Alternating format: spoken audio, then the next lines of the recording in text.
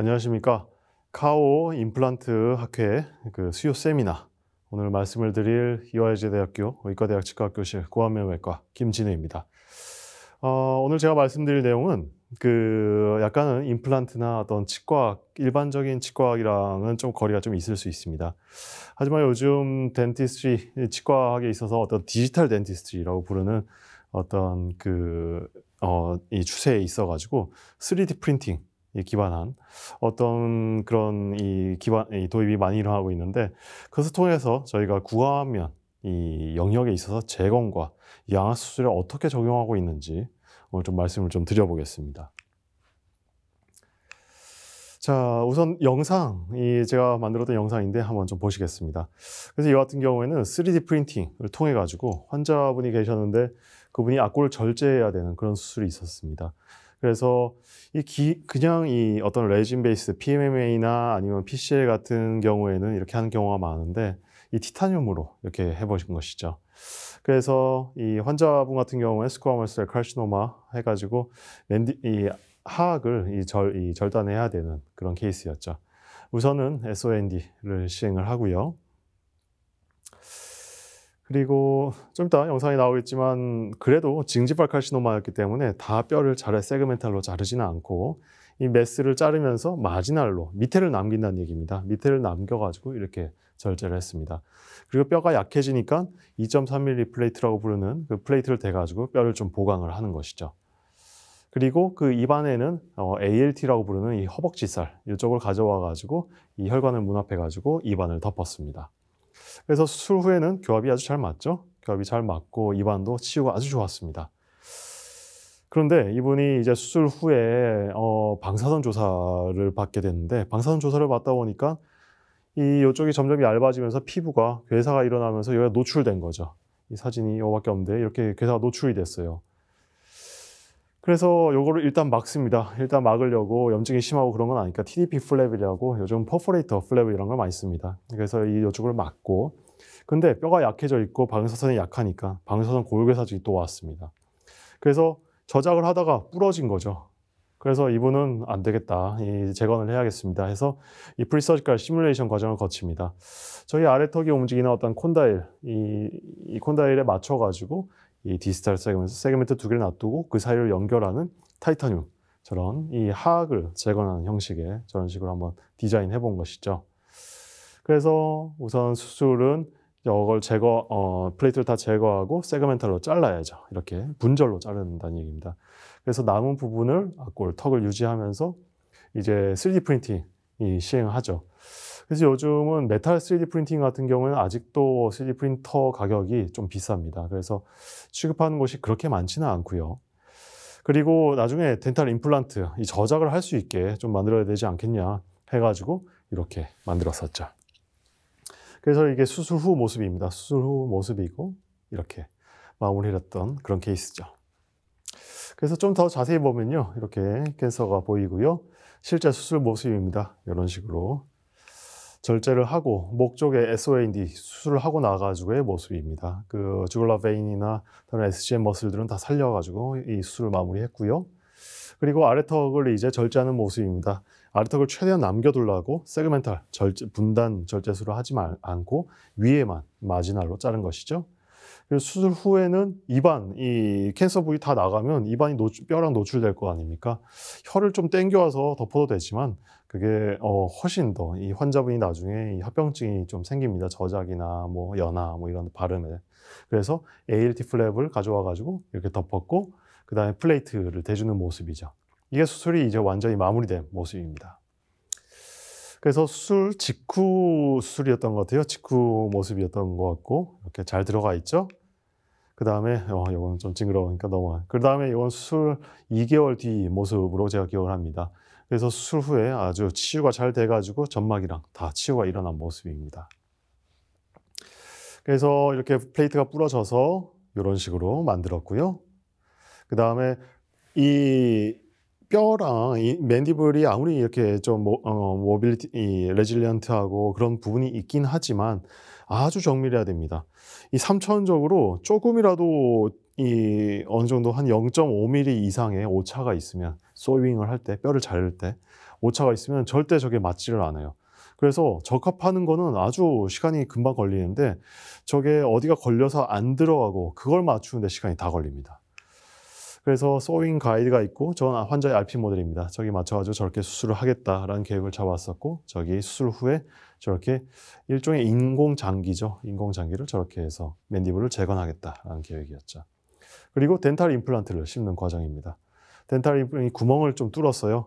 왜냐하면 3D 프린팅 기술이 특히 메탈 3D 프린팅 SLM을 이용하는데 그 같은 경우에 아직은 기술이 이 나중에 저걸 열어가지고 그 어버먼트를 연결해야 저희 보철이 올라갈 거 아닙니까? 근데 그거를 구현할 정도의 정밀도는 안 나와요, 아직은. 그래가지고 임플란트를 그냥 심었습니다. 임플란트를 심어서 고정력을 딱 얻고 나가지고 거기다가 나중에 이제 임플란트에다 연결해가지고 보철을 할 수 있게 만든 것이죠. 자, 그래서 이건 위에서 본 모습이고요. 수술 모습입니다. TDP 이 플랩이 있는 거를 좀 벗겨내고 약간 지방 쪽이 보이죠? 그 다음에 플레이트를 제거를 합니다. 제거하면 죽은 뼈가 보이고 이 가이드에 맞춰가지고 턱뼈를 절제를 합니다. 그리고 절제를 하면 저런 공간이 보이죠? 그리고 저 3D 프린팅 만든 것을 이렇게 이제 이식을 하게 됩니다. 수술 시의 모습이죠. 그래서 이 반대쪽에는 할 게 없기 때문에 IMF라는 방법을 통해 가지고 이 교합을 맞춥니다. 왼쪽에는 없더라도 오른쪽으로는 잘 이 저작을 해야 되기 때문에 저렇게 만드는 것이죠. 수술 직후 모습이죠. 그리고 나중에 임플란트를 위해 가지고 이제 보철 이제 절개해 가지고 올라오는 모습입니다. 근데 제가 이걸 생각을 못 했습니다. 이거는 제 실수인데 여기 왼쪽 아래 사진 보시면 저희가 초음파기가 있어서 초음파를 해보니까 위에가 위에가 스킨이고 아래쪽 하얀 굵은 선이 메탈이 들어간 선입니다. 근데 저 두께가 지금 12mm로 보이죠? 그래가지고 저 두께만큼 길다는 것을 제가 좀 간과를 했었던 것입니다. 처음 수술이고 이거는 아직 보고된 바가 전 세계에도 거의 없습니다. 이런 사례는. 그래서 이 플랩이 이렇게 두꺼운데 이 힐링을 연결하려고 들어가니까 그게 잘 맞는 게 없는 거예요. 그래서 요거에 대해서는 특수한 어떤 어버먼트를 제작해가지고 이렇게 만들 수밖에 없는 그런 어려움이 있었습니다. 아주 긴 어버먼트를 사용해야 되는 것이죠. 그리고 여러 가지 또 이 고려 사항들이 있었죠. 이게 이 플라스틱 왼쪽에 플라스틱 소잉 가이드, 턱뼈를 자를 때 가이드를 써야 되는데 플라스틱으로 되니까 레진으로 만드니까 소는 아주 단단한 건데 레진은 바로 갈리죠.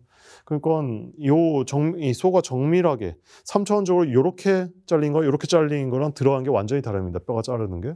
근데 정확히 해야 되는데 저 같은 경우에는 그걸 완전히 구현할 수가 없었기 때문에 아까도 잠깐 말씀드렸지만 이 수술 시간이 대부분 저거 맞는지 계속 뼈 조금씩 갈고 맞춰보고 그 시간이 제일 오래 걸렸습니다. 그래서 이거를 좀 개선을 해보자 하니까 리지드한 서지컬 가이드를 만들면 어떨까? 이건 또 다른 케이스인데요. 그래가지고 리지드하게 만들어가지고 하니까 어떤 3D 벡터를 구현할 수도 있고 그리고 소가 어떻게 들어가야 되는지 완전히 제대로 좀 할 수 있었던 그런 경험이 있습니다. 그래서 나중에 이런 이제 점점 이제 임플란트학이나 이런 치의학에 많이 적용이 될 텐데 이런 포인트가 좀 생각이 될 거고요. 이번에는 악교정 환자에 있어가지고 한번 적용을 어떻게 했는지 한번 말씀드려보겠습니다. 악교정에서도 사실 제일 어려운 게 이 페이셜 어시메트리 환자죠.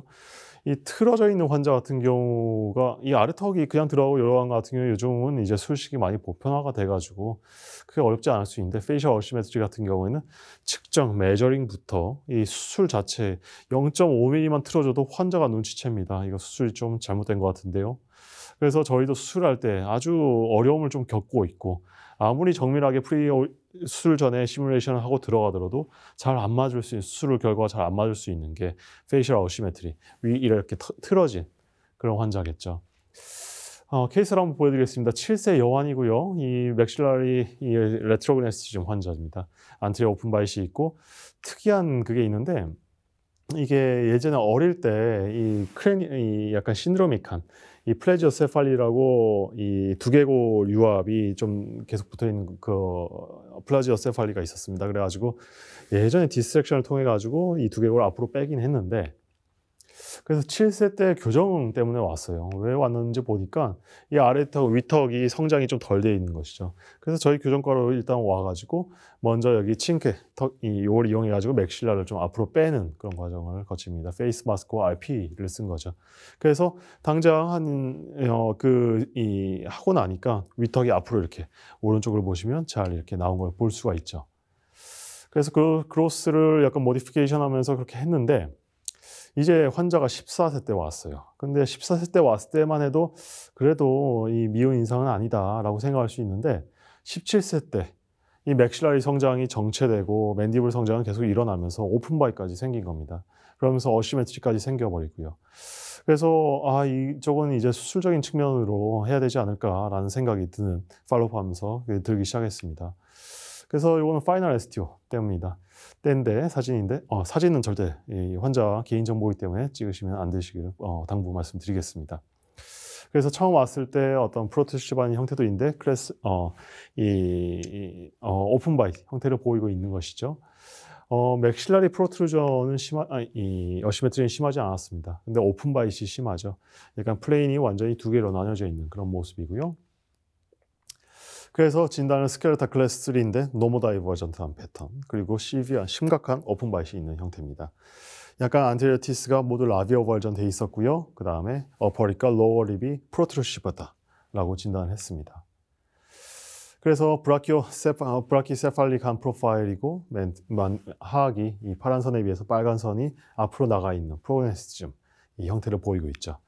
그래서 저희 옵션 같은 경우에는 이런 수술 방법을 하기로 했죠. 그래서 투피스 맥실라 같은 경우에 투피스로 수술해가지고 안테리어 세그멘탈 오스티오토미를 같이 하면서 집어넣으면서 그 다음에 맨디블을 교정을 하고 하악은 맞춰서 셋백을 7, 8mm 정도 하기로 했습니다.